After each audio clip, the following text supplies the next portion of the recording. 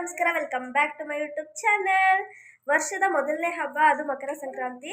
ನಿಮ್ಮೆಲ್ಲರಿಗೂ ಮಕರ ಸಂಕ್ರಾಂತಿ ಹಬ್ಬದ ಹಾರ್ದಿಕ ಶುಭಾಶಯಗಳು ನನ್ನ ಕಡೆಯಿಂದ ಮತ್ತೆ ನನ್ನ ಫ್ಯಾಮಿಲಿ ಕಡೆಯಿಂದ.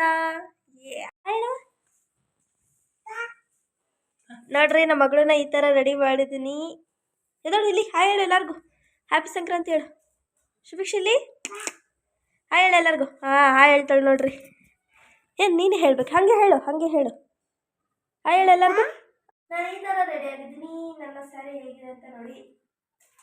ಇದು ನನ್ನ ಸ್ಯಾರಿ. ನೆನ್ನೆ ನಾನು ಸ್ಯಾರೀಸ್ ಕಲೆಕ್ಷನ್ ಅಂತ ಒಂದು ಬ್ಲಾಗ್ ಹಾಕಿದ್ದೆ.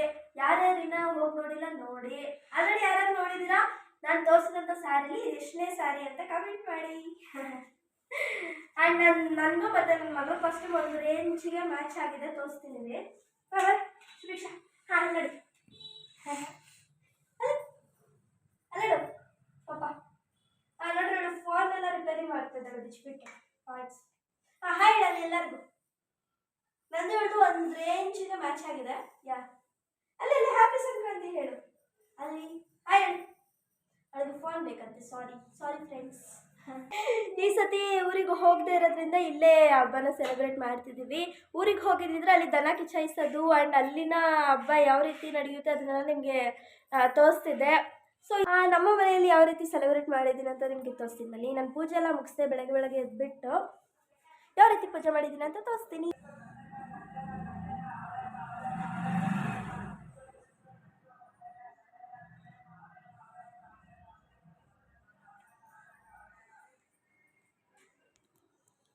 ನಾನು ಈ ರೀತಿ ಪೂಜೆನ ಮುಗಿಸಿದ್ದೀನಿ. ಈ ಹಬ್ಬದ ಮೇನ್ ಇಂಗ್ರೀಡಿಯೆಂಟ್ಸ್ ಯಾವ್ದು ಅಂತ ಗೊತ್ತಲ್ವ? ಎಳ್ಳು ಬೆಲ್ಲ ಆ್ಯಂಡ್ ಅವರೆಕಾಯಿ ಬೇಯಿಸಿದ್ದೀನಿ, ಕಡಲೆಕಾಯಿ, ಗೆಣಸು, ಕಬ್ಬು ಇದನ್ನೆಲ್ಲ ಇಟ್ಟಿದ್ದೀನಿ.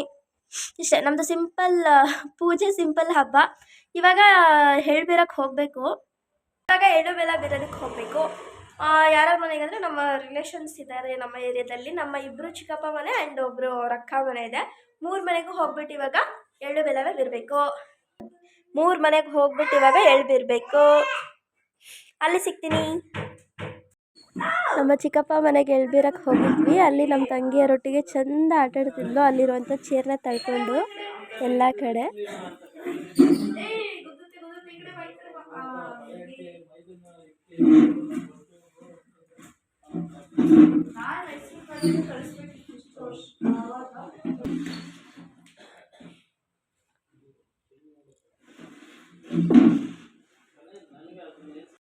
ನೆಕ್ಸ್ಟು ನಮ್ಮ ಯಜಮಾನ್ರವ್ರ ಅಕ್ಕ ಮನೆಗೆ ಹೋಗಿದ್ವಿ ಎಳ್ಳು ಬೀರಕ್ಕೆ. ಅಲ್ಲಿ ನಾವು ಕೊಟ್ಟಿದ್ದ ಐಟಮ್ಸ್ನ ಅವ್ರಿಗೆ ತಿನ್ನಕ್ಕೆ ಬಿಡ್ದಿರ ಅವಳೇ ಕೂತ್ಕೊಂಡು ತಿಂತಾಯಿದ್ಲು.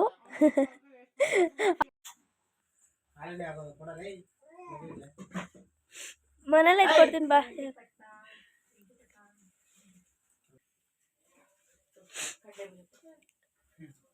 ಕೊಡು.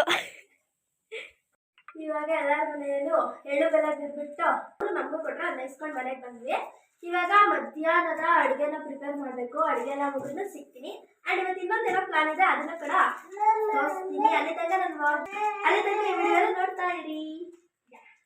ನಾನು ಮತ್ತೆ ಬ್ಲಾಗ್ನ ಕಂಟಿನ್ಯೂ ಮಾಡ್ತಿದ್ದೀನಿ. ಮಧ್ಯಾಹ್ನದ ಅಡುಗೆ ಎಲ್ಲ ಮುಗೀತು. ಸ್ಯಾರಿ ಎಲ್ಲ ಚೇಂಜ್ ಮಾಡ್ಬಿಡಕ್ಕೆ ನಮ್ಮದು 1 ಅವರ್ ಅಷ್ಟೇ ಸ್ವಲ್ಪ ಮೇಂಟೆನೆನ್ಸು ಸ್ಯಾರಿದೆಲ್ಲ. ಆಮೇಲೆ ಆಗಲ್ಲ. ಹಬ್ಬದ ದಿನ ಯಾವ್ದಾದ್ರು ದೇವಸ್ಥಾನಕ್ಕೆ ಹೋದರೆ ಒಳ್ಳೇದು ಅಂತ ಹೇಳ್ತಾರೆ. ಅದಕ್ಕೆ ಯಾವ್ದಾದ್ರು ದೇವಸ್ಥಾನಕ್ಕೆ ಹೋಗುವಂತ ಹೊರಟಿದ್ದೀವಿ. ನಮ್ಮನ್ನ ಯಾರ್ಯಾರು ಜಾಯ್ನ್ ಆಗ್ತಾರೆ ಅಂತ ತೋರಿಸ್ತೀನಿ. ನಾನು ಡ್ರೆಸ್ ಚೇಂಜ್ ಮಾಡಿಕ್ಕೆ ನಮ್ಮ ಪಾಪಗೂ ಡ್ರೆಸ್ ಚೇಂಜ್ ಮಾಡಿಬಿಟ್ಟೆ. ನೀವು ಬೇರೆ ಬಟ್ಟೆ ಹಾಕ್ಬಿಡ್ತೀನಿ. ಈ ಥರ ಮೂಗಿದ್ಕೊಳ್ರಿ. ಈ ಥರ ಹಳೆ ಬಟ್ಟೆಗಳಲ್ಲೇ ಕಂಫರ್ಟಬಲ್ ಆಗಿರೋದು ಅವಳು. ಅದರಲ್ಲಿ ಸ್ವಲ್ಪ ಇರಿಟೇಷನ್ ಫೀಲ್ ಮಾಡ್ತಾಳೆ. ಅದಕ್ಕೆ ಇವಳಿಗೂ ಕೂಡ ಬಟ್ಟೆ ಚೇಂಜ್ ಮಾಡಿಬಿಟ್ಟೆ. ಟೆಂಪಲ್ ಹೋಗ್ತಿದ್ದೀವಿ ಅಂತ ರೀಚ್ ಆದ್ಮೇಲೆ ತೋರಿಸ್ತೀನಿ. Stay tune. ನಾವು ಹೋಗಿದ್ದಂತಹ ಟೆಂಪಲ್ ಆರುಮುಗಂ ಟೆಂಪಲ್. ಅದಿರೋದು RR ನಗರಲ್ಲಿ. ನಾನು ಇಲ್ಲಿಗೆ 3ನೇ ಸತಿ ಹೋಗಿದ್ದಿದ್ದು.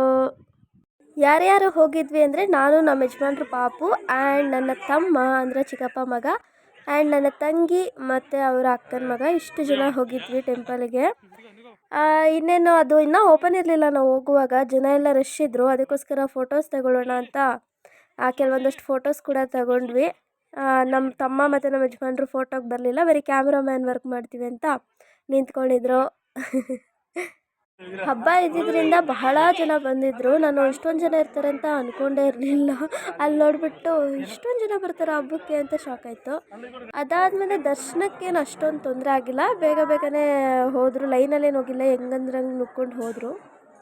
ನನ್ನ ಮಗಳಂತೂ ನನ್ನ ತಂಗಿ ಜೊತೆ ಸಿಕ್ಕಾಪಟ್ಟೆ ಎಂಜಾಯ್ ಮಾಡ್ತಿದ್ಲು. ಅವಳು ನನ್ನ ತಂಗಿ ಮತ್ತು ಇವ್ರ ಅಕ್ಕ ಇನ್ನೊಬ್ಳಿದ್ದಾಳೆ, ಅವರಿಬ್ಬರ ಹತ್ರ ಇರೋಷ್ಟು ಲೈವ್ಲಿ ಆಗಿ ಆ್ಯಕ್ಟಿವ್ ಆಗಿ ನನ್ನ ಹತ್ರ ಕೂಡ ಇರೋಲ್ಲ, ಅಷ್ಟು ಹಚ್ಕೊಂಡಿದ್ದಾಳೆ ಅವರಿಬ್ಬರನ್ನ.